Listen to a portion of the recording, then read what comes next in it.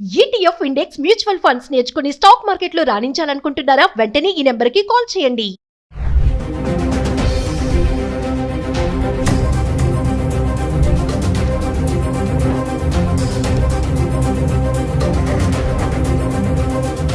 Hello viewers, welcome back to Suman TV. ప్రస్తుతం మనతో పాటు ఉన్నారు 20 ఇయర్స్ నుంచి అమెరికాలో ఉంటున్నటువంటి MNC ఎగ్జిక్యూటివ్ వీరభద్ర సార్ గారు. సార్తో మాట్లాడండి. నమస్తే సార్. నమస్తే. సార్, మన పిల్లలు చదవడానికి అమెరికా వెళ్ళి అక్కడ ఎందుకు చాకరీ చేస్తున్నారు అంటే, సార్ మీరు అక్కడ ఉంటున్నారు కాబట్టి మీరు అక్కడ సిచ్యువేషన్స్ చూస్తూ ఉంటారు. MS చేయాలని, అబ్రాడ్ ఎడ్యుకేషన్గా వెళ్ళాలని ఇక్కడ తాకట్టు పెట్టి EMIలు కట్టి ఏదో అమ్మేసి చేసి ఎట్లా పంపించేస్తున్నారు తల్లిదండ్రులు కూడా. అక్కడికి వెళ్ళిన మన పిల్లలు మరి ఎందుకు ఇలాంటి చిన్న చిన్న దాంట్లో ఇంక చాకరీ అనే అనుకోవాలా అంటారా? అంటే ఏం చెప్తారు సార్ ఒకసారి? నేను చెప్పేది మీ వ్యూవర్స్కి అంత నచ్చకపోవచ్చు, బట్ ఇది ఒక క్రూడ్ అనాలిసిస్. ఇది అందరికీ వర్తిస్తుందంటే మేబీ నాట్. బాగా ఆస్తిపరులు స్థితిమంతులకి ఇది వర్తించకపోవచ్చు, బట్ వాళ్ళు కూడా ఈ విషయాన్ని అక్కడ అబ్జర్వ్ చేస్తుంటారు. ఏంటి అంటే, చాలా మటుకు మన పిల్లలు అమెరికాకి ఐవీ లీగ్ లాంటి టాప్ లెవెల్ స్కూల్స్కి అప్లై చేసి వచ్చేటటువంటి జీనియసెస్ తక్కువ ఉన్నారు. కొంతమంది లేరని కాదు, అలా డైరెక్ట్ అందులో అడ్మిషన్స్ సంపాదించి వచ్చిన వాళ్ళు ఉన్నారు. వాళ్ళు దానికి తగ్గ ఫైనాన్షియల్ ప్రిపరేషన్ తోటి రావాలి. అవి బాగా ఎక్స్పెన్సివ్. అవి $80,000 $80,000 పర్ ఇయర్ ఆర్ $100,000 వేసుకోండి పర్ ఇయర్ మినిమం ఎక్స్పెండిచర్ ఉంటుంది. 2 ఏళ్ళు మీకు మాస్టర్స్ చేస్తే $200,000. దానికి స్తోమత ఉంటే, మీకు చదువు ఉంది, తెలివి ఉంది, ఆ కాలేజీలో మీకు అడ్మిషన్ వచ్చింది, మీకు స్తోమత ఉంది, రండి. వాళ్ళు వస్తారు, చదువుకుంటారు, they get place really well. తర్వాత మంచి ఉద్యోగాలు వస్తాయి వాళ్ళకి, and they really enjoy high class life. ఇక నెక్స్ట్ లెవెల్లో majority of our Indian students ఇది చాకరీలు జరగడానికి కారణం ఏంటంటే, majority of our Indian students, మనము we are predominantly a lower middle class society, Indian society. కొంత మిడిల్ క్లాస్ ఉండొచ్చు, కానీ అప్పర్ మిడిల్ క్లాస్ చాలా తక్కువ. మనంతా మిడిల్ నుంచి లోవరే. పేచెక్ టు పేచెక్ లైఫ్, ఇవన్నీ EMIs బేస్డ్ లైఫ్. ఈ పిల్లలు ఇక్కడ అండర్ గ్రాడ్యుయేషన్ చేస్తారు, BE BTech చేస్తారు. చేసి నాన్న నేను అమెరికాకి వెళ్ళాలి అంటే, మా నాన్న దగ్గర ₹1,00,00,000 లేవు నిన్ను అమెరికాకి పంపించడానికి. అందుకని వీళ్ళు ఏం చేస్తారంటే, వాళ్ళ సీనియర్స్ తోటి మాట్లాడతారు. నువ్వు వెళ్ళావు కదా, నీకెంత ఖర్చు అవుతుంది. వాడు వీడికి మంచి రోజీ పిక్చర్ ఒకటి ఇస్తాడు. ఏంటి అంటే, ఏం లేదురా, నువ్వు ఫస్ట్ సెమిస్టర్ పైసలు కట్టేసుకుని రా, చేతిలో ఇంకొక $1,000-2,000 నువ్వు ఖర్చుకు తెచ్చుకో. నువ్వు ఇక్కడ రాగానే మనం ఏదైనా పార్ట్ టైం సంపాదిద్దాం, దాంతో నువ్వు ఇక్కడ ఫీజు కట్టుకుని నువ్వు ఇక్కడ కంటిన్యూ అవ్వచ్చు. కాబట్టి మీ పేరెంట్స్ని ఒక ఫస్ట్ సెమిస్టర్కి ఫీ మాత్రమే.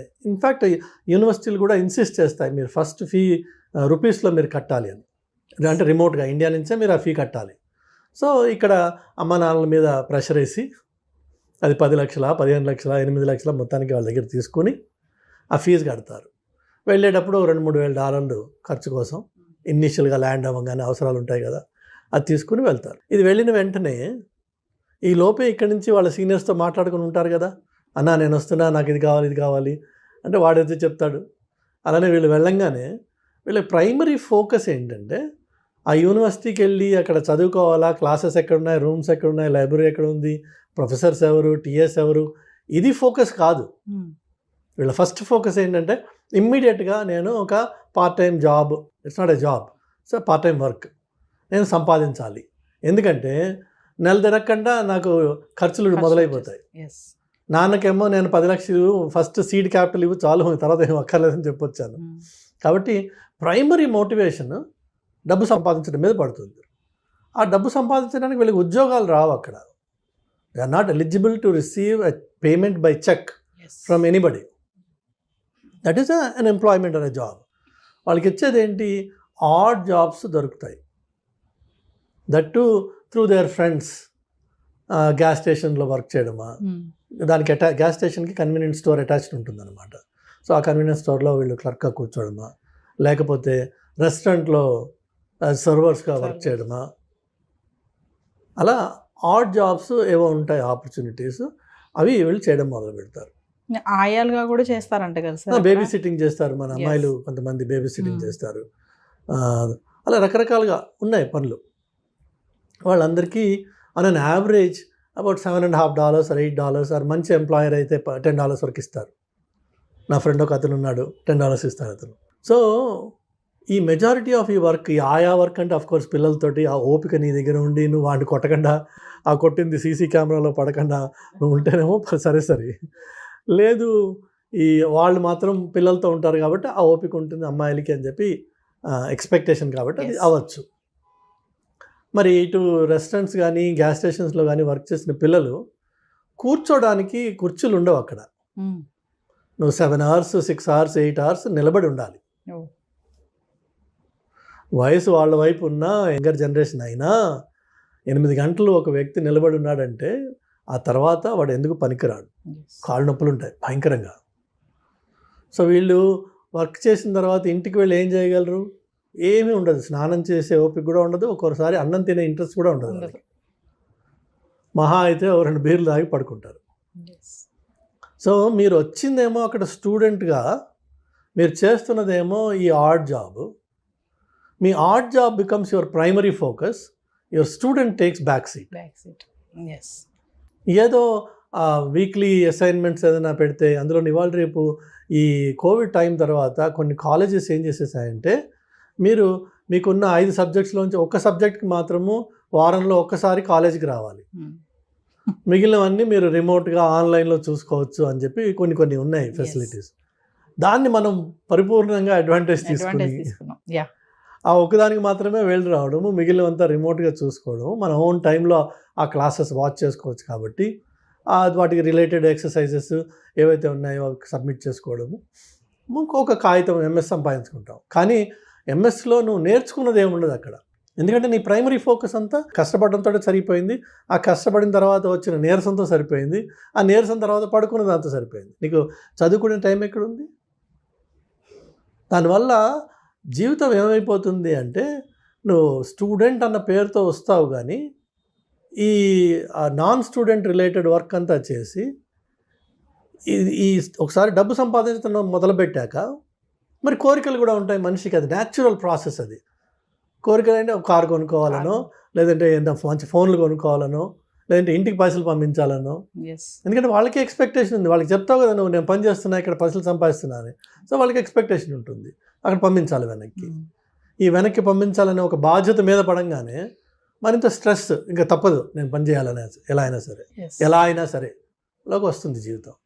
చివరికి ఈ పనికిరానికి సర్టిఫికెట్ ఒకటి ఉండి దానివల్ల ఉద్యోగం రాక ఈ సైడ్ జాబే మెయిన్ జాబ్ అయిపోయి ఇందులోనే మమేకం అయిపోయి ఇది ఇల్లీగల్ అని తెలిసి కూడా దాంట్లోంచి బయటికి రాలేని పరిస్థితి వచ్చేసి చివరికి ఈ ట్రంప్ లాంటి మహానుభావుడు రాగానే మనము భయపడడం మొదలు పెడతాం. ఇదంతా చేసింది ట్రంప్ కాదు పాపం, మనమే. అయితే మీరు చూస్తే యాక్చువల్గా ఈ మధ్యకాలంలో ఆన్లైన్లో మీరు న్యూస్ చూసి ఉండొచ్చు, చాలామంది స్టూడెంట్స్ ఈ ఇంటర్వ్యూస్ ఎక్కడైతే పోర్ట్ ఆఫ్ ఎంట్రీలో జరిగే ఇంటర్వ్యూస్లో వాళ్ళ దగ్గర వాళ్ళ ఫోన్ ఓపెన్ చేయించి అన్లాక్ చేసి ఫోన్ తీసుకుని వీళ్ళ వాట్సాప్ చాట్లు, వీళ్ళ ఈమెయిల్స్ ఆ ఆఫీసర్స్ చదివి ర్యాండమ్గా చూస్తారు. అన్నీ ఏం చూస్తారు వాళ్ళు ర్యాండమ్గా. ఎందులో అన్నా జాబ్ అనే మాట ఉందా, అట్లానే నీ బ్యాంక్ అకౌంట్ చూపించమని అడుగుతాడు వాడు. నీకు ఎవ్రీ 2 weeks ఎవరైనా ఒక క్రెడిట్ చేస్తున్నాడు అనుకో, క్యాష్ అయి ఉండొచ్చు, అది ఒక పర్టికులర్ అకౌంట్ నుంచి నీకు ఎవ్రీ 2 weeks పైసలు పడుతున్నాయి, which means you are working part time. So వాడు క్యాష్ ఇస్తున్నా నీకు డబ్బులు పడుతున్నాయి కదా, so which means you are working. నువ్వు మళ్ళీ అక్కడికి వెళ్ళినప్పుడు నీకు నెక్స్ట్ ఎంట్రీ వాడు రిజెక్ట్ చేస్తాడు. అందుకనే స్టూడెంట్స్ ఒకసారి అమెరికాకి వెళ్ళాక మళ్ళీ వెనక్కి రావడానికి భయపడతారు. ఎందుకంటే ఈ లకూనాస్ వాళ్ళకి తెలుసు ఎలా పట్టుకోవాలో, ఆ తప్పులు వీళ్ళు చేశారు ఆల్రెడీ. అదర్వైజ్ నువ్వు స్టూడెంట్వి రాయల్గా వెళ్ళి రాయల్గా రా, నీ దగ్గర I-20 ఉంది, వీసా ఉంది, అక్కడ ఉన్నావు నువ్వు 6 నెలలు సంవత్సరము వెళ్ళు రా నువ్వు. కానీ రారు మన వాళ్ళు. ఎందుకంటే మనం చేసిన తప్పు ఆ దొంగ మనలో ఉన్నాడు, వాడు పట్టుకోవడానికి అక్కడ రెడీగా ఉన్నాడు. ఇందుకే కష్టాలు. ఇన్స్టెడ్ ఆఫ్ దాట్ నా సలహా ఏంటంటే తల్లిదండ్రులకు కానీ పిల్లలకు కానీ, నువ్వు స్టూడెంట్గా అమెరికాకి నేర్చుకోవడం కోసం అది ఏదన్నా ఒక స్పెషలిస్ట్ స్కిల్ సెట్ నువ్వు సెలెక్ట్ చేసుకో ముందే, దాని మీద వర్క్ చేయి, దాని మీద స్పెషలిస్ట్గా మాస్టర్గా. That's what is masters. Right, the master అవడం కోసం దట్ టు లోకల్ అమెరికన్ కాంటెక్స్ట్లో ఈ మాస్టరీ ఎట్లా అప్లై చేయొచ్చు, అన్నది నేర్చుకోవడం కోసం నువ్వు అక్కడికి వస్తున్నావు, అక్కడికి రావాలి. అంతేగాని అమెరికాలో ఉంటూ నీ నిత్యం జీవితం, నీ ఆలోచన, నీ పనులు, నీ పద్ధతులు అన్నీ ఇండియన్గానే ఉన్నాయి, ఇండియన్ ఓరియంటెడ్గానే ఉన్నాయి. సినిమాలు చూడడం, షికార్లు చూడడం, అన్నా తంబి ఏమని వీళ్ళతోటి తిరగడం, ఇవే ఉంటే నువ్వు అమెరికాలో ఉండి చేసిందేం లేదు. Nothing has changed other than your physical location. You continue to live like an Indian in America. So masters చేస్తూ మాస్టర్స్గా స్కిల్స్ నేర్చుకుని ఆ స్కిల్స్ ఏ డొమైన్కి అప్లై అవుతాయి, ఎలా అప్లై అవుతాయి, అది అక్కడ ఉన్నావు కాబట్టి అది అవకాశం నీకు. For simple example, silly example ఏంటంటే ఇక్కడ మీకు పెట్రోల్ ధర ₹118.50 అలా ఉంటుంది. అక్కడ మీకు ₹118.5005 4 digits ఉంటుంది, డెసిమల్ తర్వాత 4 decimals ఉంటుంది. సో ఎందుకు అట్లా? Have you ever asked anybody? So నీ 4th level యాక్యురసీకి వెళ్ళాలి అని చెప్పి ఆ పర్టికులర్ ఫీల్డ్లో ఉంది. In another field maybe no. ఇప్పుడు insurance premiums are always rounded off, there is no pennies anywhere, it's always to the $1. ఎందుకట్లా? సో మీకు ఈచ్ డొమైన్లో నువ్వు అక్కడ లోకల్గా ఉన్నప్పుడు నలుగురితో మాట్లాడి అడిగి నేర్చుకుని నీ టెక్నికల్ స్కిల్ని ఆ డొమైన్కి అప్లై చేసే అవకాశం ఉంది. అది నీ మాస్టరీ అంటే, అది నువ్వు మాస్టర్స్ చేయడం అంటే. అంతేగాని అక్కడికి వచ్చేసి ఈ సైడ్ కిక్ని మెయిన్ కిక్ చేసుకుని అసలు నీ మెయిన్ ఫోర్స్ని పక్కన పెట్టేటప్పటికి 2 ఏళ్ల తర్వాత అన్ని కష్టాలు మొదలవుతాయి. నీ చేతకానితనంతో నీకు ఉద్యోగం రాదు కాబట్టి నువ్వు మార్కెట్ని బ్లేమ్ చేస్తావు. ఆ బ్లేమ్ మీద నువ్వు పేరెంట్స్కి చెప్పుకుంటావు, నాన్న రావట్లేదు, అమ్మ రావట్లేదు, అమెరికా నాశనం అయిపోయింది, ట్రంప్ వచ్చి ఇది చేశాడు. పాపం ఆయన ఏం చేయలేదు ఇంకా, ట్రంప్ ఆయన వేరే బిజీలో ఆయన ఉన్నాడు, ఇంకా దీని మీద ఫోకస్ చేయలేదు. బట్ పిల్లలు దయచేసి అలాగే తల్లిదండ్రులు కూడా వీళ్ళది తప్పు. పేరెంట్స్ కూడా చాలా మంది సార్, ఇప్పుడు అంటే మీరు అన్నారు కదా, ఇప్పుడు పేరెంట్స్ కూడా చాలా మంది ఏంటంటే ఇగో పంపిస్తున్నాను అక్కడికి వెళ్ళి నువ్వు ఏదైనా జాబ్ చూసుకొని నీది నువ్వు కట్టుకోవాలి అని చెప్పేసి ఇప్పుడు ఎడ్యుకేషన్ లోన్ తీసుకుంటున్నాము. కమింగ్ టు ఎడ్యుకేషన్ లోన్, ఆ ఎడ్యుకేషన్ లో నువ్వే కట్టుకోవాలి, అక్కడ ఏం చేస్తావో మాకు తెలియదు, జాబ్ ఎత్తుక్కో, ఫస్ట్ జాబ్ ఎత్తుక్కో, ఇది ముందు చెప్తారు పేరెంట్స్ కూడా. కొంతమంది ఉన్నారు, అందరూ కాదు, ఖచ్చితంగా నువ్వు జాబ్ ఎత్తుకోవాలి, జాబ్ చేసుకుంటూ నువ్వు చదువుకోవాలి. మరి పేరెంట్స్ మైండ్ సెట్ కూడా ఇలా ఉంది కదా సార్. అయితే పేరెంట్స్కి ఫస్ట్ వాళ్ళకి దయచేసి ఈ వీడియో చూసిన వాళ్ళు గ్రహించండి, అమెరికాకు వచ్చి మీ స్టూడెంట్ జాబ్ చేసే ప్రసక్తి లేదు, అది జాబ్ కాదు. మీరు ప్రత్యేకంగా వాడికి లక్షలు ఖర్చు పెట్టి మీరు వాడిని ఎక్కడికి పంపిస్తున్నారంటే కూలి పనికి పంపిస్తున్నారు. చక్కగా గారాభంగా పెంచుకున్న కొడుకునో కూతురునో మీరు కూలి పని కోసం అని చెప్పి అమెరికాకి లక్షలు ఖర్చు పెట్టి ఆ కూలి పని చేసుకుని నువ్వు చదువుకో అని చెప్పి పంపిస్తున్నాను. ఇన్నాళ్ళు ఇంట్లో కనీసం ఇటు గిన్నె తీసి అటుపక్క పెట్టని పిల్ల కూడా అక్కడికి వెళ్ళి బేబీ సిట్టింగ్ చేస్తుంది. బేబీ సిట్టింగ్ అంటే ఏదో ఉత్తరే ముద్దు పెట్టి ఆడుకుంటే సరిపోలా, అన్ని పనులు చేయాలి. డైపర్ మార్చడం నుంచి వాడికి పాలు పెట్టడం వరకు. కొంతమంది పిల్లలు కొద్దిగా పెరిగిన వాళ్ళు కొట్టించుకోవాలి, వాడు పిల్లడు, వాడు like a servant. You are like కాదు, you are a servant. So అది ఒకటి ఎత్తు. రెండోది వచ్చేసి మీరు ఆలోచించండి, ఒక స్టూడెంట్గా వెళ్ళిన పిల్లవాడు, స్టూడెంట్ లైఫ్ అయిపోయింది, మాస్టర్స్ మొత్తానికి ఏదో కాపీ కొట్టో వాడిని అడిగో వీడిని అడిగో కంప్లీట్ చేశాడు, వాడికి అసలు ఉద్యోగం రావట్లేదు, వాడికి కారు కొనుక్కునే హక్కు లేదు, వాడికి డ్రైవర్స్ లైసెన్స్ రాదు, వాడికి ఒక రియల్ లైఫ్ ఎంజాయ్ చేయాల్సిన అవకాశం దొరకదు. కానీ ఇండియాలో మాత్రం 25 లక్షలు 20 లక్షలు స్టూడెంట్ లోన్, ఎడ్యుకేషన్ లోన్ తీసుకుని వెళ్ళాడు, దాన్ని రీపే చేయాల్సిన బాధ్యత వాడి మీద ఉంది కాబట్టి వాడు వెనక్కి రాలేడు. అలాంటి వాడి స్టేట్ ఆఫ్ మైండ్ ఆలోచించండి, వాడు ఎంత కష్టపడుతున్నాడు అక్కడ. తీర్చాలి, పెట్టిన డెబ్ట్స్ అన్ని క్లియర్ చేయాలి, ఏదో చేయాలి ఇక్కడ నేను. అది మగపిల్లవాడు. ఆడపిల్ల ఏం చేస్తుంది? నేను ఆ విషయాలు చెప్పదలుచుకోలేదు, కానీ పరిస్థితులు చాలా ఘోరంగా ఉన్నాయి వీళ్ళకి. దేశం కాని దేశంకి వెళ్ళి కమ్యూనికేషన్ స్కిల్స్ కూడా లేక అక్కడ కొన్ని పనులు చేయకూడదు. షాప్ లిఫ్టింగ్ చేసి పట్టుబడిన ఆడపిల్లలు ఉన్నారు, మీరు ఆన్లైన్లో చూడొచ్చు వీడియోస్. ఎందుకు చేశారు షాప్ లిఫ్టింగ్? ఏదో క్యాజువల్గా సరదా. అక్కడ ప్రతి షాప్లో మీకు కొన్ని వేల కెమెరాలు ఉంటాయి, మీకు కనిపించవు అవి. వాటికి లాస్ ప్రొటెక్షన్ ఆఫీసర్ అని ఒకటి ఉంటాడు, ఎల్పీపీనో ఎల్పీఓనో అంటారు. వాడికి ఒక సెపరేట్ రూమ్ ఉంటుంది క్యాషియర్ వెనక, కస్టమర్ సర్వీస్ వెనక, వాడు ఎవరికి కనిపించడు. ఆ రూమ్లో వాడికి అన్ని మానిటర్స్ ఉంటాయి. అలానే ఇప్పుడు మీరు వేగస్కి వెళ్తే లక్షల్లో మీకు అక్కడ కెమెరాస్ ఉంటాయి. ఒక్కొక్క మనిషిని వాడికి అనుమానం వచ్చిందంటే వాళ్ళకి పిన్ చేస్తారు వాడిని, వాడి మొత్తం movement, every step will be tracked throughout the time. ఆ కెమెరాస్ ఒకదాని తర్వాత ఒకటి వాడిని పట్టుకుంటాయి. నీ బ్రీదింగ్, నీ చేతుల movement, everything they notice. So అదంత ఈజీ సొసైటీ కాదు అది. ఎస్. ఇక్కడి నుంచి అదేదో వెళ్ళిపోయి ఈ సీనియర్స్ ఏం చెప్తారు అక్కడ ముందు ఉన్న వాళ్ళు వీళ్ళకి, ఏం లేదురా మన హైదరాబాద్ లెక్కే ఉంటుంది వచ్చాయండి. ఏముంటుంది హైదరాబాద్ లెక్క? ఒకవేళ నిజంగా హైదరాబాద్ లెక్కే ఉందనుకుందాం, ఎందుకు వచ్చారా ఇక్కడికి నువ్వు? అసలు హైదరాబాద్లోనే ఉండొచ్చు కదా, అస్యూమింగ్. లేదు ఇది హైదరాబాద్ కాదు అమెరికా అనుకుందాం. మరి అమెరికా అన్నప్పుడు అక్కడ పద్ధతులు ఏంటి? ఇంటర్నేషనల్ డ్రైవింగ్ లైసెన్స్ తీసుకొచ్చి కొన్ని పనులు చేయొచ్చు, కొన్ని చేయకూడదు. అట్లా అది తీసుకొచ్చి లోకల్ కార్ రెంట్ చేసి అరెస్ట్ అయిపోయిన పిల్లలు ఉన్నారు. Because there is only limited validity for that. కానీ మనకేమో షాక్ ఉంది, కార్ రెంటల్ తీసుకుంటాము. లేన్ చేంజ్ చేయడం అనేది ఇండియాలో మనకు అసలు అలవాటే లేదు. ఇక్కడ లేన్ చేంజ్ అయితే క్యాజువల్, లేన్ మనకి సంబంధం లేదు, డ్రైవ్ చేస్తుంటాం, లేన్ వస్తూ ఉంటాయి అక్కడ. అక్కడేమో లేన్ చేంజింగ్ ఒక డిసిప్లిన్ ఉంది, మనకి ఇక్కడ అలవాటు లేదు. నీ దగ్గర డ్రైవర్స్ లైసెన్స్ ఉంది కానీ నీకు రోడ్ రూల్స్ తెలియవు. తెలియనప్పుడు నువ్వు రోడ్ రూల్స్ తెలియకుండా ఆ రోడ్డు మీద డ్రైవ్ చేస్తే నువ్వు ఆటోమేటిక్గా you will be in trouble. First day second day కాకపోవచ్చు, థర్డ్ డే మేజర్ ట్రబుల్లోకి వెళ్ళచ్చు. ఆ ఒక్క తప్పు నీ జీవితాన్ని మొత్తం మార్చేస్తుంది ఒకసారి.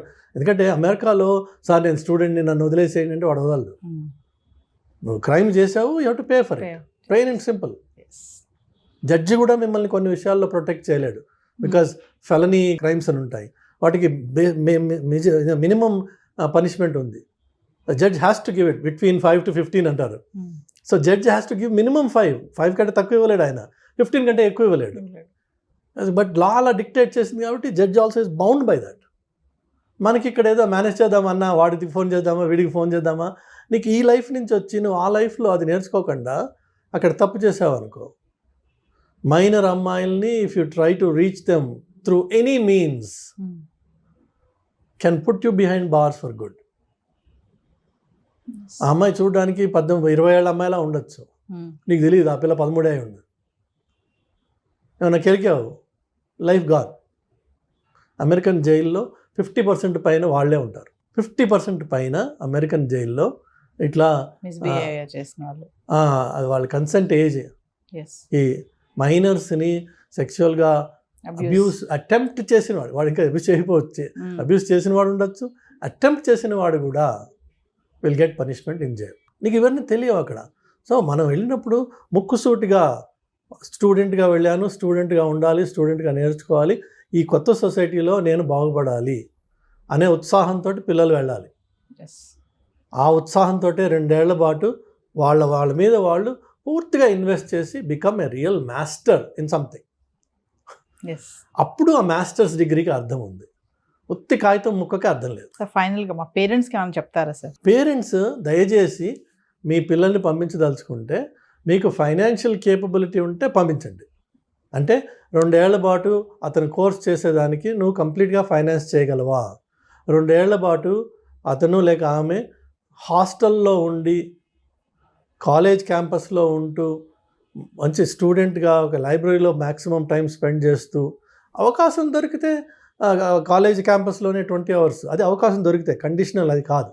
దొరక్కపోయినా నేను నా పిల్లాన్ని ఫండ్ చేయగలను అంటే పంపించు.